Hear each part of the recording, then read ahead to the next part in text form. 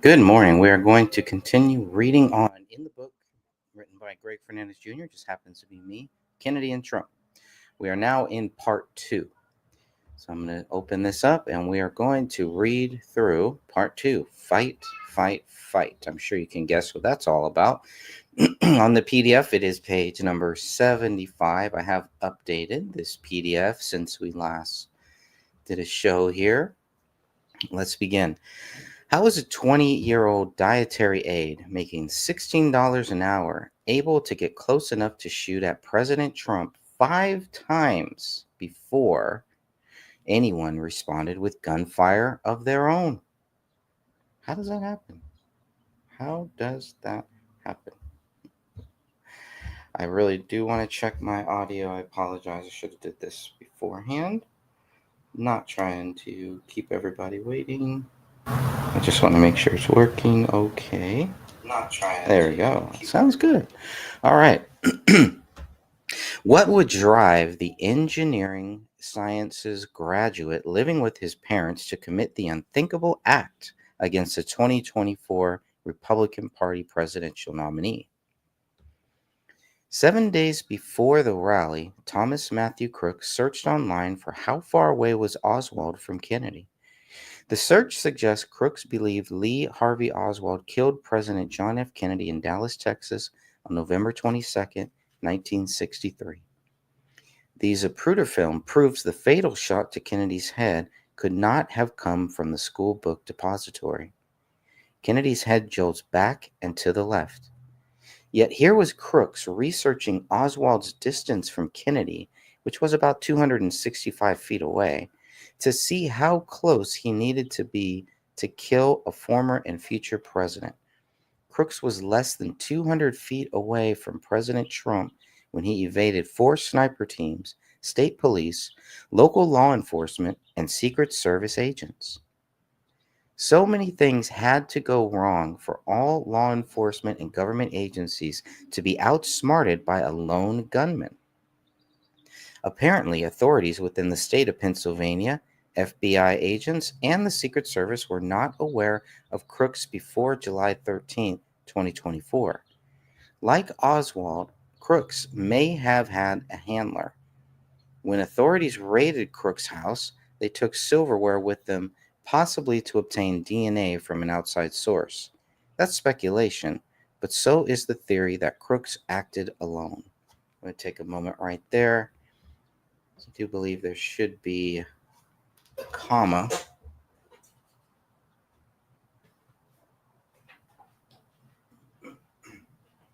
Going to update that.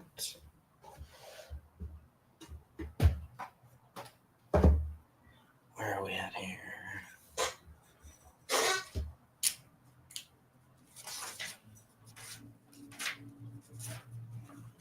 Okay.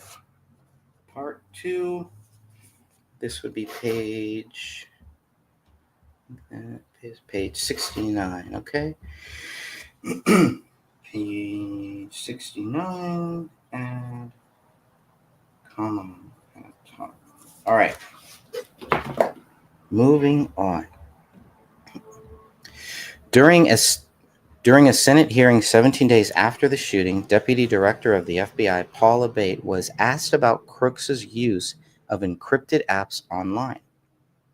I think we've experienced a range of returns on this, Abate answered under oath. Some of the applications that he was using online were encrypted in nature, some of the email accounts. Abate admitted the FBI has not been able to break into some of the encrypted data associated with Crooks. There are some that we have not been able to get information back because of their encrypted nature. Congressman Mike Waltz relayed the disturbing news to reporters about the overseas accounts related to Crooks. We haven't learned much about those overseas accounts, Waltz told reporters on August 21st, 2024. We do know that they were, if I get this correctly, Belgium, New England, and Germany. Waltz wondered why Crooks needed encrypted platforms, not even based in the United States, but based abroad, where most terrorist organizations know it's harder for our law enforcement to get into. That's a question I've had since day one. still hasn't been answered. In the book, The Man Who Knew Too Much, Dick Russell documents the evidence that Lee Harvey Oswald did have a handler, and his name was Richard Case Nagel. Likewise, it is excuse me.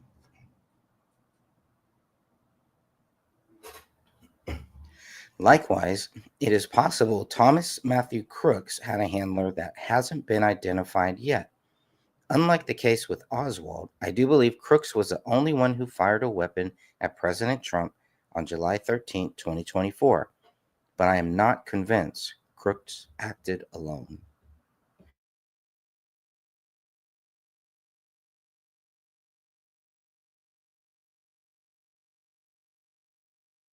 Sorry, I had to hit the cough button there for a second. Even if you believe Crooks acted alone, you can see what would influence this lunatic to kill President Trump. So many have tried to compare President Trump to Adolf Hitler. That is ridiculous. How many people has Trump killed compared to Hitler? How many of those who claim to hate Hitler are guilty of anti Semitism? These haters are not the majority, in my opinion. They're just the loudest, most obnoxious, least educated, and in some cases, very influential upon the weak minded. Think about it. If you had a chance to kill Hitler, would you? If the government, the media, high profile political figures and your colleagues were telling you President Trump was the greatest threat to America and he needed to be stopped, how seriously would you take those accusations? What should be done to stop the greatest threat ever since Hitler's attempt to exterminate all Jews? We may never know when Crooks and possibly associates or handlers drew up the plan to assassinate President Trump. We do know Crooks had less than 24 hours to study the specifics of the rally stage and the AGR building nearby. Crooks flew a drone unimpeded on the day of the rally and was able to map out everything he needed to believe he could kill the 45th President of the United States. The inexperienced 20-year-old assassin almost accomplished what most trained killers would never attempt. Only by the grace of God was President Trump's life spared that day. The threat on President Trump's life was serious. Joe Biden encouraged Americans to put a target on Trump. Many in the mainstream media continued to spread propaganda against Trump. Social media has been censoring many pro-Trump posts and reposts for many years. The Biden administration targeted Trump with lawfare, using the courts to go after their political enemy ever since the 45th President of the United States announced he was running for re-election. The real threat was clear, and it wasn't President Trump. The failures of the Secret Service and the FBI were also clear. As noted in the Senate Committee on Homeland Security and Government Affairs investigative report from September 2024, it appears that the addition of the USSS counter snipers to the security detail at the rally was a direct result of credible intelligence. However, only 2 of the USSS personnel the committee has interviewed were made aware that there was a credible threat related to former President Trump prior to July 13th, only one of whom was made aware of the classified information underlying the threat. Even with credible threats against President Trump's life, extra precautions were not put in place by the head of the Secret Service. Secret Service Director Kimberly Cheeto was more concerned with protecting her agents from a slippery slope on the AGR building. That building in particular has a sloped roof at its highest point, Director Cheeto said during an interview. So there's a safety factor that would be considered there, that we wouldn't want to put somebody on a sloped roof. So the decision was made to secure the building from inside. The Secret Service's technical issues with a bad Ethernet cord allowed crooks to fly a drone on the day of the event without anyone noticing. During the House Judiciary Committee hearing on July 24, 2024, FBI Director Christopher Wray couldn't admit a bullet struck President Trump. FBI Director Christopher Wray wouldn't admit a bullet struck President Trump. With respect to former President Trump, there's some question about whether or not it's a bullet or shrapnel that hit his ear. So it's conceivable as I sit here right now, I don't know whether that bullet, in addition to causing the grazing, could have also landed somewhere else. Had the FBI director spoke with the doctor who treated President Trump's ear, he could have gotten a clear answer within hours of the incident. The doctor at the hospital said he never saw anything like this, Trump later recalled in an interview with the New York Post. He called it a miracle. Senator Ted Cruz would later ask, "Has there ever been anyone in American history who after being shot in the head stands up and responds, 'Fight, fight, fight'?" President Trump's immediate response to the attempted assassination motivated his supporters to continue the good fight and forced his enemies to contemplate how far they were willing to go to defeat their enemy. As a country, we were given a moment to consider what should happen next. We were also given a moment to think about how we got here. There is a lot we may never know about Matthew Thomas Crooks, but what we do know can only help unravel the mystery of the motive. So far, officials have been unable to find a motive. But that doesn't mean a motive doesn't exist. Looking at how all government agencies fumbled the ball with protecting Trump, no one seems surprised an official motive has never been presented. At the time of the shooting, Crooks worked as a dietary aide at Bethel Park Skilled Nursing and Rehabilitation Center, making $16 an hour. He lived an hour away from the fairgrounds in Bethel Park, Pennsylvania. On January 20th, 2021, Joe Biden's inauguration day, Crooks donated $15 to the Progressive Turnout Project, PTP. According to their website, turnoutpac.org, Progressive Turnout Project is the largest voter contact organization in the country, specifically dedicated to mobilizing the Democratic Party and defending democracy. Crooks was 17 years old at the time. Crooks unsubscribed from PTP 2 years ago, according to a Progressive Turnout Project spokesman. To vote in the 2024 Republican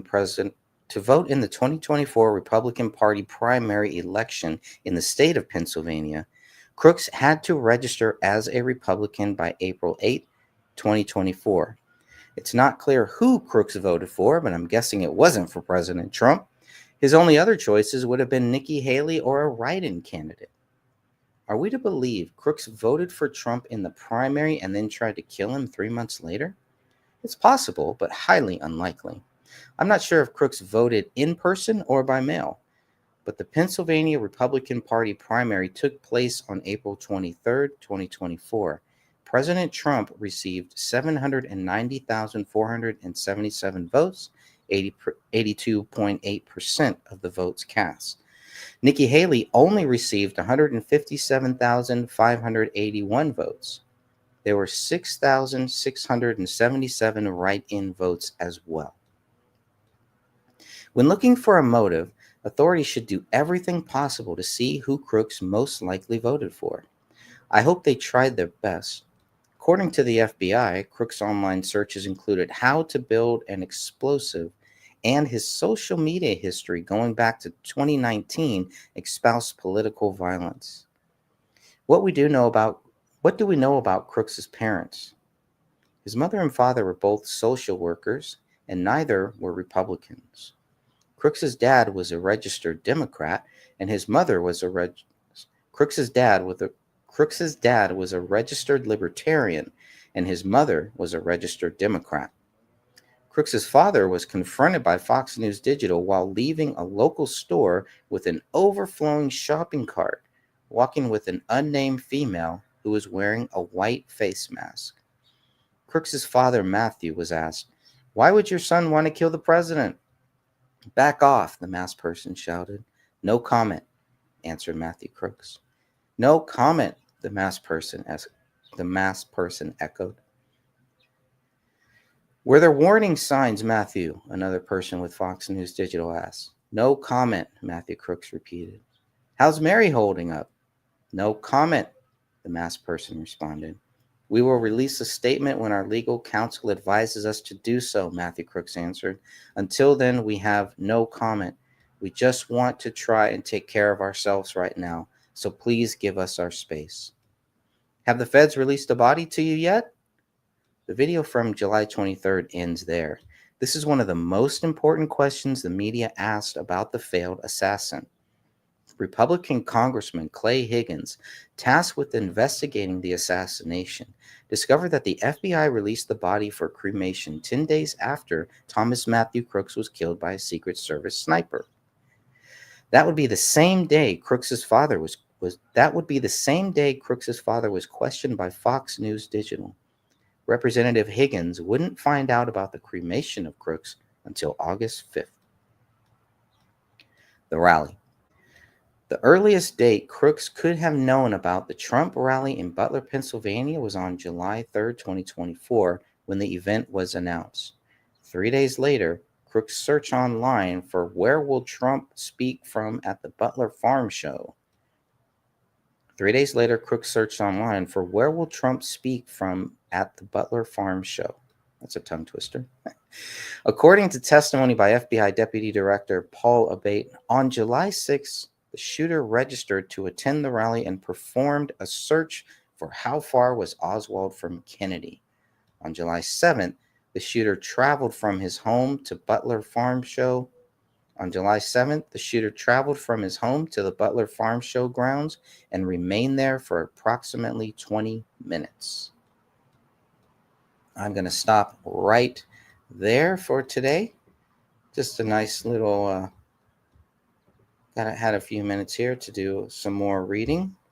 Look through the book as I continue to do before the global distribution of the book Kennedy and Trump is put out there. But it's been a blessing to write it. It's been a great challenge to kind of keep my own thoughts and personal feelings out of it as much as possible. And I hope it will be helpful and beneficial and historical to the next generations of our children and of the people of this great country and this great world. It's very important for me to try to document this experience, this once-in-a-lifetime experience of Kennedy and Trump combining into one. It's been great. There's so much more, and everything that Kennedy is doing right now is amazing with the health of our nation. Small steps, some baby steps there, but that's okay. We're taking steps in the right direction. God bless you all. Until next time, Jesus Christ loves you. So do I.